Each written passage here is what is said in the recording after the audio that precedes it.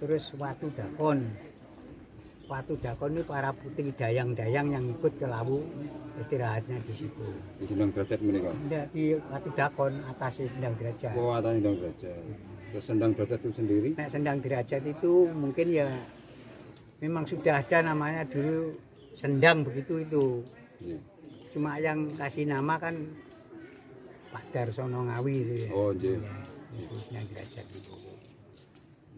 Terus Kali Tempur itu adalah tempat untuk bersuci waktu Brawijaya badhe topo niku siram jamas buang Sukerto. Oh, makanya. Terus biasanya pun dalam mengertosi itu kalau di waktu bulan Suro, malam Suro itu banyak masyarakat yang datang ke sini, entah tujuan dan maksud kami kurang tahu. Yang jelas mereka itu bermandi bersama kan. Mandi menyucikan diri. Memang sugestinya katanya bisa membuat awet muda dan segala macam. Ya, yang punya sakit Terus, bisa sembuh. Sebelum di Tugu itu kan ada Kali Tempur itu ya. Itu. Sehingga di situ dulu untuk mereka-mereka yang mau mensucikan diri harus berendam atau bermandi. Biasanya nek orang Jawa mau suro kan entah itu dari perguruan apa kan mesti mau dapat ilmu kan mensucikan dulu. Oh, Terus tapi naiknya Brawijaya itu dari Candi Cetho. Perjalanan dari sini menujunya ke Candi Cetho. Oh, dari Cetho, jadi masuk wilayah Provinsi Jawa Tengah. Jawa Tengah nggih, Karanganyar. Naiknya dari Cetho langsung ke Argo Dalem, Topo Broto Nebiko, akhirnya Mukso. Mukso terus menamakan diri Sunan Lawu yo Eyang Lawu kan. Jadi setelah beliau ada di Srigati ini, jadi meninggalkan petilasan juga di sana Candi Cetho, ya, ada di Kabupaten Jawa Tengah, di Provinsi Jawa Tengah, ya. Petilasan ini temuan tahun berapa, Mbah Yono? Ya dari nenek moyang saya juga nggak tahu. Oh, sama bapak Morian pun enten. ampun wonten ya. Lah mriki termasuk nggih pundene masyarakat iki. Oh gitu. Terus kalau nggih Slametan mriki, Bersedesa nggih Slametan mriki. Semua orang sini kalau punya hajatan tetap nyadran ke sini. Kalau ndak nyadran dulu entah adange enggak matang, bodoh banyu gak umop. Pasti itu. Kalau yang bisa disebut Srigati itu apa yang Sri yang seorang perempuan atau bagaimana bisa menggambarkan? Ya, kalau Srigati itu sebetulnya kan bukan orang Indonesia asli itu, orang dari Persia. Oh. Itu turunan Nabi ke-7 atau berapa itu ada itu silsilah yang jebor putih. Oh iya. Berarti Tapi dia itu orang laku, tapi senang di Indonesia. oh jadi sebelum mungkin Brawijaya ke sini sudah ada Srigati itu ya? Srigati itu aslinya sinten, Pak? Enggak. Dulu Brawijaya. Oh, dulu Brawijaya. Ya dulu Brawijaya. Oh. Kalau boleh kan terkenal kan Srigati. Srigati ya. Kan ada. Apakah itu nama seseorang atau nama yang sebagaimana mungkin masyarakat pernah mendengar bahwa Syekh Dumbo itu juga pernah laku di sini. Syekh siapa, Mbah? Syekh Dumbo. Itu. Syekh Dumbo. Ya, Ki Ageng Pandanaran dulu. Oh. Pernah laku di sini. Pandanaran. Pandanarang. Ki Ageng Bayat. Iya, iya. Ini kan Syekh Dumbo niku. Lah niku waktu niku setelah ditinggal sama Brawijaya, nek dia kan butuh kan bertapa di sini deh. Jadi masyarakat sini niku ning ngarani nggih punden krepyak Syekh Dumbo ngoten. Oh, ngaten ya. Terus Mbah Lurah Sumodarmojo, Lurah sing kondang niku. Niku diganti jeneng Srigati niku. Oh, kalau kan nama seseorang Sri niku artinya kan rezeki, rezeki itu kan yang migunani lah pokoknya niku. Maksudnya ngoten. Sakinten apabila Srigati itu nama seseorang yang diabadikan di alam. Ndak. Itu Jadi hanya di situ ada seorang wanita keturunan Persia yang melakukan mungkin ritual zaman dulu, zaman itu. nah, meninggalkan patilasan. Oh, jadi namanya Srigati. Srigati. Jadi daripada kreplak Syekh Dumbo kan mungkin bagus Srigati ya. Sejarah enten kok Srigati sampai Brawijaya. Di dalam ini kok Mbak? Nggih, Mbak ini masuk apa? Di bawah trolon atau berdiri sendiri? Mboten. Iki cilane nggih pundhan masyarakat rumiyin. Oh gitu. itu kan Trawulan sendiri kan ya sering ke sini, tapi kan nek di sana kan yang kelima kan nggak ada. Mbah Yud, dengar-dengar ada cerita-cerita yang berhubungan dengan mistis-mistis itu benar nggak di sini? Maksudnya mistis yang mana? Ya apa? Wah, gaib. Ya, ya hal yang Oh, itu gaib. tidak benar, itu hoax gitu. Hoak memang ya. Itu biasanya yang begitu-begitu itu dukun-dukun konjobo. Oh gitu. Idus. Enggak mungkin bawa sini, Mas. Ya. Bawa sini ya. Coba dhisik ono Mas Goreni. Ya Ustaz ya. Iya. Arep menggandakan uang. Ning Goreni jelelai. Dukunnya itu. Dia kan gak bikin Goreni.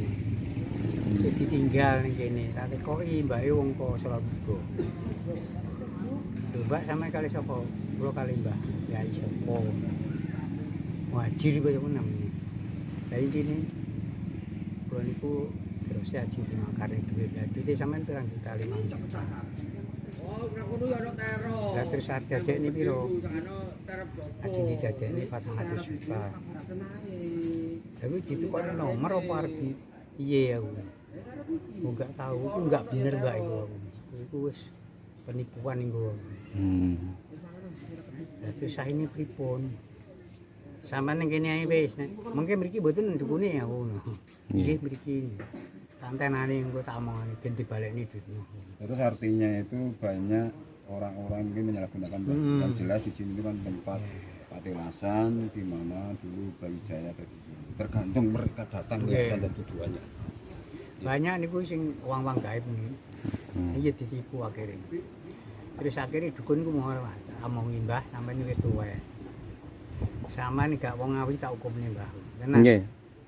Apa aku hukumnya gak perkara olehmu nipu duit, perkara olehmu gawe jeneng elek kene iki aku. Saya kira sah kok kan Mbah, saya tak kene 10.000 dadekne 20.000 tak tunggu ning kene iso. Balekno duite. Sampai ini kena pasal itu, wis roh omahmu kok. Sakit dibalekne Mas.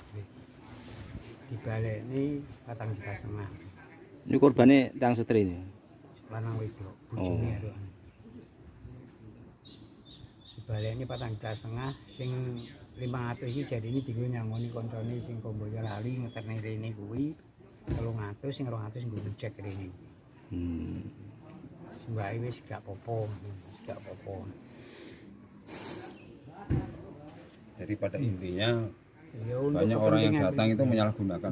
Yang jelas di sini itu Ya nek sing sebenarnya iki yang penting kowe ndonga nyang pangeran dongane leluhurmu, kemudian tersababiah tujuanmu apa. Nek kowe ndek masalah ya ben dienteng-entengno keng ngertipane masalahmu. Nek kula ngoten mawon penak-penak. terus banyak orang yang berserah diri di sini. Lah. Nyatane sing rene iki sing kabul ya akeh. Nggih. Nek kabul mungkin ya akeh. Sejarah Kali Tempuk pripun Mbah Yud? Ada. Sejarah Kali Tempuk niku tempat Bertemunya Brawijaya untuk apa ya? Siram Jamas Menyucikan. membuangkan Soekerto mau bertapa itu. Oh, gitu. mensucikan diri dengan Mensucikan diri lah. Munggo wong Islam ya adus ramas arep poso piye ngono kae lah.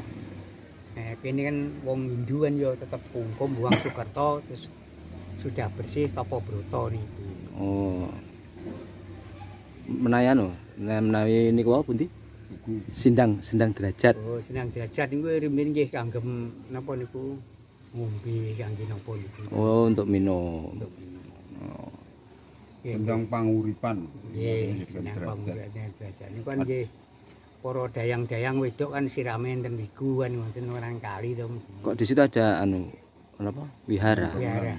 Sedangkan di sini ada damel bante tahun pinten nembe mawon. Lah niku bante niki ya bante Ranggena. Sudah minggat Oh, bareng ngapusi sini niku. Melayu rono waras hilang. nyemplung ke sendang itu. Nggih ngombe kono ilang wis golek ora temu. Oh, Yen mbah-mbah kula ngoten niku. ceritanya gitu ya, Mbak ya? Nggih. Terus didandani oleh Pak Darsono niku. Jadi sedang penguripan terus diganti sendang derajat niku. Pernah nggak Mbah ada orang misalnya luka atau sakit minum di sendang itu terus sembuh? Banyak, lah itu banyak buat pengobatan. Dukun-dukun kan juga bawanya perang-perang puluh jerigen niku pengobatan. Iya hubungannya karo keyakinan lah Mas kabeh iku. Alat. Sebabnya nek kali tempur itu ya ada keistimewaan Mas. Ada Cina Jakarta itu berobat Singapura sakit asma itu. Setahun ke Singapura 1 bulan di Singapura berobat sembuh pulang 2 bulan rumah kambuh lagi ke sana itu setahun. Nah, ketemu teman Cina yang biasa ke sini mandi aja di kali tempur. Oh enggak boleh mandi ya percaya aku mandi 2 kali waras lho mati nang Kapanom pindho. Oh ya. Sing Kapanom kuwi sing loro iku. Jaman kae sak wedak juta lho lagi. Yo sabar nang Kapanom pirang-pirang puluh kali. Ya itu sembuh lah. Setelah sembuh Nadar dia itu kan mbah namanya. ya Nadar. boten nadar. Poyo dicoba ngono. Lho akhire kok penak. Waduh seneh penak mari. Mari diperiksani teng Singapura ngene doktere kuwi. Lho kok sembuh kamu berobat ke Cina ya? Ngono dokter iku man. Enggak, saya mandi malam di hutan Ketongko. Loh. Itu ndak boleh, kenyataannya sembuh. Yang anggap Anom itu. Anom Suroto. Ya. Itu kan jenenge namanya yakin. Ya orang gila pastian di sini. Tambah ini Mbah Yai gak mari, diguak nih kene karo dulure kayak kene ini. Anggere iso muter satu yang temur mari dhewe. Kan kali tempur nih. Ora nek sing Japani ya mbok Japani pastiani dhewe piye wong edan. Cina niku. Cina. Mari to sembuh to, mbok sembuh terus tak.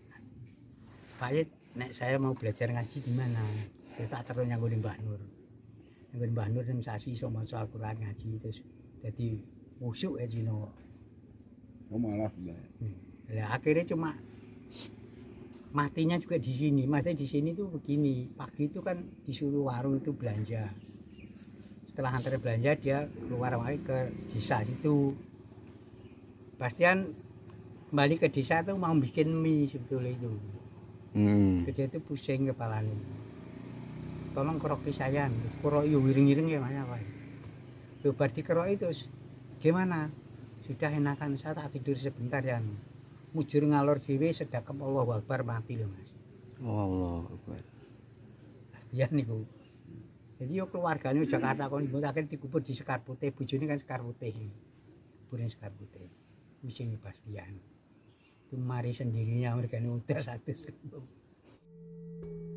Sementara kilas balik dari sejarah ditemukannya petilasan Srigati merupakan dari jasa mantan kepala desa Babatan pada tahun 1963 yaitu Somo Darmojo. Kemudian pada tahun 1974 didatangi Gusti Dorojatun IX yang menyatakan benar bahwa petilasan Punden Krepyak Syekh Dombo merupakan bagian dari sejarah Kerajaan Majapahit. Saat itu Prabu Brawijaya melakukan perjalanan menuju puncak Gunung Lawu dan oleh Gusti Dorojatun IX dinamakan dengan sebutan Srigati. Namun dengan adanya wisata religi ala Srigati tidak dibarengi pengembangan potensi yang ada seperti fasilitas jalan yang menuju lokasi ala Srigati yang kondisinya masih kurang bagus. Terlihat di sana sini masih banyak berlubang. Hingga pada tahun 2011 jalan menuju ke Ala Srigati atau Ketonggo sudah mulai diperbaiki. Begitu pula gerbang pintu masuk, warung, musola, dan prasarana lainnya. Alas Ketonggo. Alas itu berarti hutan, dasar pokok atau keramaian. Ketonggo berasal dari kata katon atau terlihat dan onggo makhluk halus atau makhluk halus atau kehidupan yang halus yang kelihatan.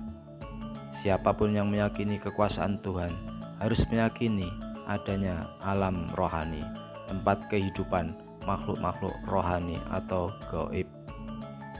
Ada kehidupan setelah terjadi kematian, yaitu alam kehidupan gaib atau alam rohani bagi para arwah yang telah meninggalkan dunia atau alam kehidupan jasmani.